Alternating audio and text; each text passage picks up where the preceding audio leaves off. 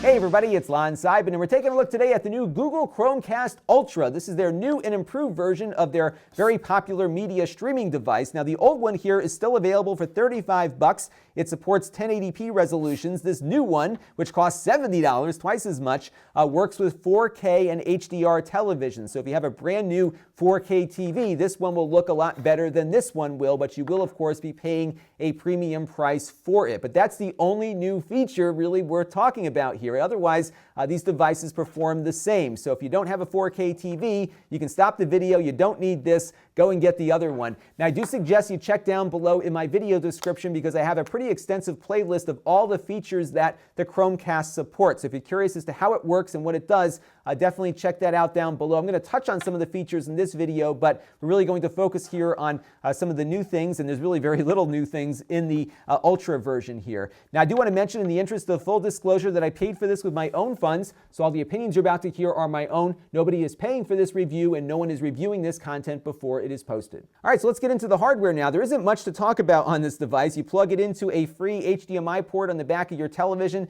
You give it some power via its USB port. You load up the Google Home app, which will find the device automatically, and then you configure it on your wireless network, and then you're ready to cast video over to it. Now, what's cool about the way the Chromecast works is that there is no interface to it. So everything you do on a Chromecast, you will do from your phone or your tablet or your computer. I'm going to show you an example of that in a second. And what will happen is that the Chromecast will be told by your phone what to get and where to stream it from, and then the Chromecast will go and pull down that video. So your phone is not transmitting all the time to the Chromecast. You can take calls, you can browse the web or whatever, and the Chromecast will be actively grabbing the video for you and displaying it on your television. Now this one supports up to wireless AC, so it'll connect to your Wi-Fi network in your home, but the power cord here that comes with it also has an Ethernet jack built in, so you can plug it into your hardwired network, which is always the best way to go if you've got Ethernet near your television. And what will happen here is it will combine the power from the plug with the data from the Ethernet jack and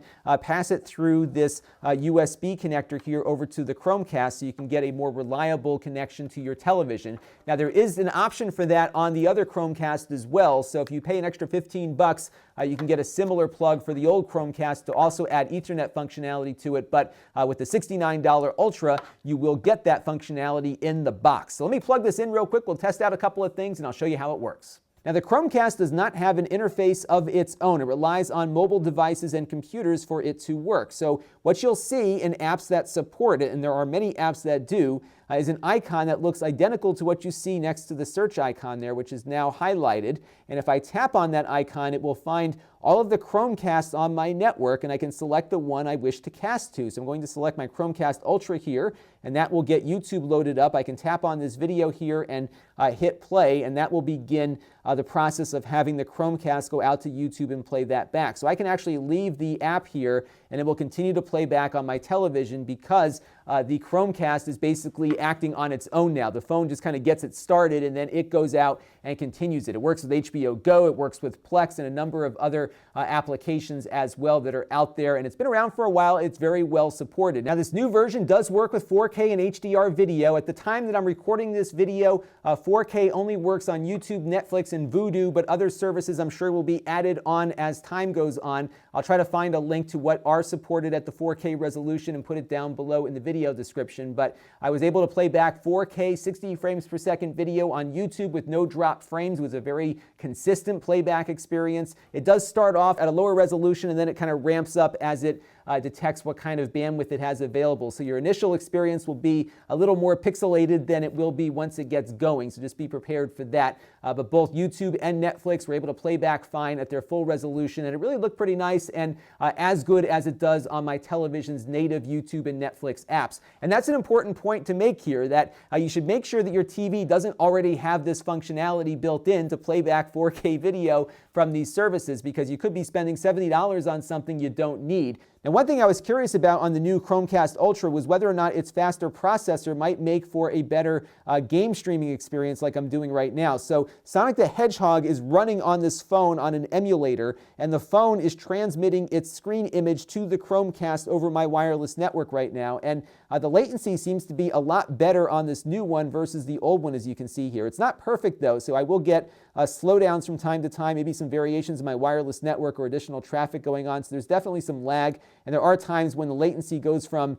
very good, like it is right now, to very bad. So it's still not reliable enough for me to say that this is a great game streaming solution, but it is a lot better than the $35 Chromecast. So if you do have a 1080p set and you want to do stuff like this, this one might be a good choice for that, but again, it's not something that I'm going to recommend because as you can see here, it's really starting to lag a bit as there's a lot of fast motion going on screen. So it's better, but it's certainly not something I'm going to recommend as a game streamer just yet, but definitely improved. And there isn't much to configure on here. In fact, you can't even set the resolution that it runs at. It detects the maximum resolution of your TV and then runs with it from there. So on my 4K set, when I plugged it in, it set itself to 4K at 60 hertz, and that was it. I couldn't change it. I couldn't force it down to a lower resolution or to a higher one, but generally I think it probably should work just fine on your TV when you plug it in. But when you're playing back content, you really don't have a way of knowing what resolution it's playing back at. So I was on Netflix on one of the shows that I know is a 4K HDR broadcast, but I have no way of knowing if that is what I was watching. It looked 4K to me, it looked HDR to me, but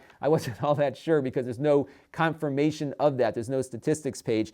And there isn't much else to do on the app here. You can change the backdrop. So they do have some photos that just kind of cycle through that Google curates, but you can also have it run your own photos from Google Photos, Facebook, or Flickr. You can have news headlines kind of cycle in. It's got some decent configuration here, and it looks nice. Some of the photos that they have curated themselves are really quite attractive, especially on a high-resolution television. So that is the Google Chromecast Ultra, and at $70, I'm having a very hard time justifying its price because one of the mission statements of the Google Chromecast movement, if you will, was to provide an affordable streaming device to the masses, which they did when it first came out. And even I would argue now, $35 for what this thing is at 1080p is a very good deal. So to charge twice as much for a device that offers really no new features beyond resolution just seems a bit much to me. A $50 or a $55 price tag I think would have been more reasonable. So if you are in desperate need of a Chromecast at 4K, you got one. You're just going to be paying a higher price, and I think you should be given what the feature set really is on it. It's just a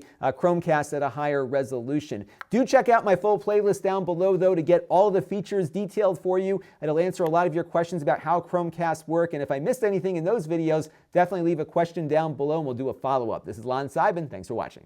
This channel is brought to you by my Patreon supporters, including gold level supporter Eric.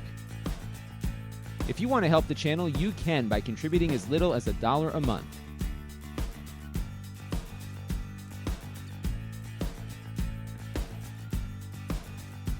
Head over to Lon.TV/Patreon to learn more.